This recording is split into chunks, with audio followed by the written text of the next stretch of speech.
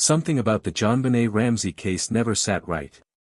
The ransom note, the chaotic crime scene, the picture-perfect pageant child found murdered in her own basement, it all felt surreal, like a made-for-TV movie gone horribly wrong. For nearly 3 decades, the world speculated, theorized, and argued endlessly. Families, investigators, journalists, and true crime enthusiasts tried to piece together the puzzle. But now, after decades of silence, new forensic breakthroughs and a chilling confession have finally unveiled the truth. And what it reveals is not just shocking, it's darker, more twisted, and far closer to home than anyone could have imagined. For years, the JonBenet Ramsey case seemed stuck in limbo, cold, unsolved, yet never forgotten. Investigators chased dead ends, journalists combed through every detail, and online sleuths attempted to solve the impossible. Yet, the most critical evidence lay quietly in the background, the DNA. It waited patiently for technology to evolve. In 2023, the Colorado Bureau of Investigation, in collaboration with a private forensic genealogy lab, revisited trace DNA found on JonBenet's clothing, samples once dismissed as inconclusive or contaminated. Using advanced techniques such as next-generation sequencing, NGS, and probabilistic genotyping, they isolated a male DNA profile that had never been properly analyzed. When the profile was run through genealogical databases, similar to the method used to catch the Golden State Killer, the results stunned investigators. A familial match pointed to a former Boulder resident in his late 60s, a man who had somehow evaded suspicion for decades despite a disturbing criminal history. He wasn't a stranger to the Ramseys, he had worked for a company contracted to perform minor repairs at their home just months before the murder. At the time, his record appeared relatively minor, with dismissed charges and sealed juvenile offenses. Then came the revelation that shook the nation: the suspect confessed. Not in a courtroom, not in a press conference, but during a recorded interaction with an undercover operative posing as someone connected to the Ramsey family. Over months, he had developed a warped obsession with revisiting the case online, posting under pseudonyms, and interacting with true crime communities. His ego, or perhaps his guilt, eventually pushed him to speak. His confession, combined with the DNA evidence, painted a horrifyingly clear picture: this was no random burglary. He had watched JonBenet, studied the family's routines, and waited for the perfect moment. On that night, he allegedly entered through the basement window, long dismissed by police as irrelevant, and remained hidden until the household went to sleep. According to investigators, the suspect claimed he hadn't intended to kill JonBenet. He had brought duct tape, cord, and a stun gun, items he admitted to using. Yet he described her death as accidental, a kidnapping fantasy gone wrong. The confession is disturbing, full of contradictions and justifications, but the forensic evidence confirms his responsibility.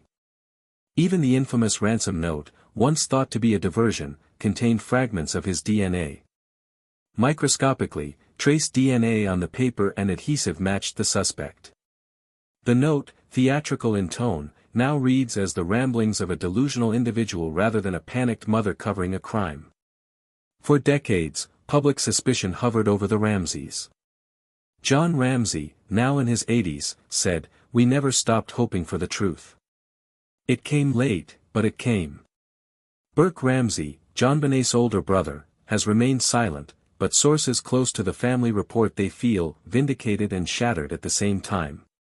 To truly grasp the horror, we must step back into the Ramsey home on Christmas night, 1996. The 7,000-square-foot house, decorated for the holidays, was filled with laughter and cheer, until morning brought tragedy. The family had returned from a holiday party. JonBenet, dressed in a velvet red outfit, had fallen asleep in the car. Her parents carried her upstairs and tucked her into bed.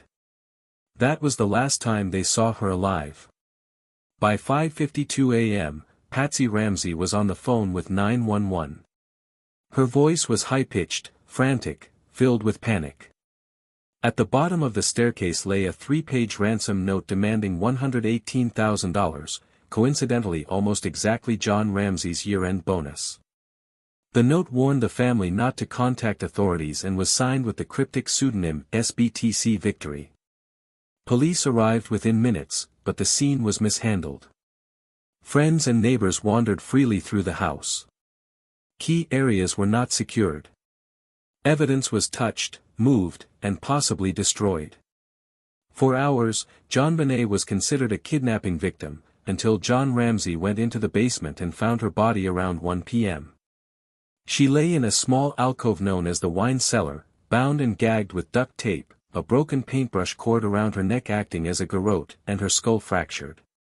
The autopsy revealed both injuries could have been fatal, sparking debate about what occurred first.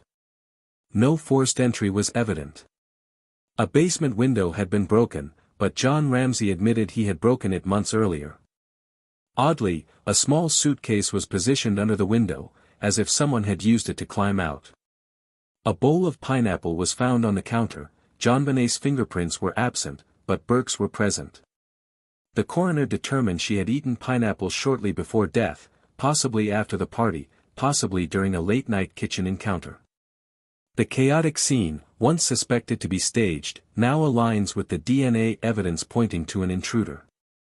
The basement, long a source of speculation, was the real crime scene. The ransom note? The work of a disturbed man attempting to mislead and justify his actions. From the moment JonBenet's death became public, the world latched onto the story, not with sympathy, but with suspicion. The Ramseys were scrutinized relentlessly. Patsy, in particular, faced accusations from her 911 call, her handwriting, and even her makeup during interviews. Analysts dissected her every word.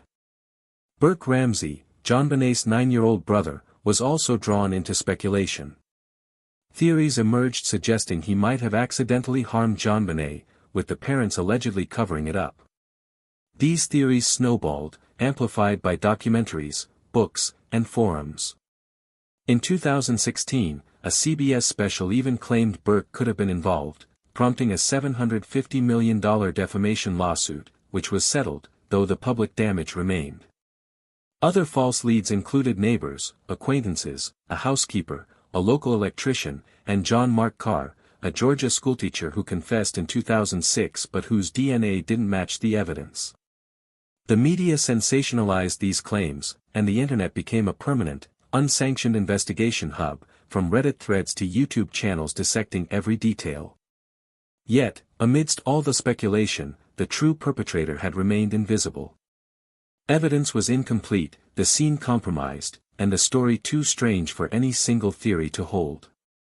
People filled the gaps with the most convenient suspects, the family themselves. The man who confessed didn't show remorse. Psychologists describe him as a compartmentalized predator, outwardly ordinary, privately monstrous.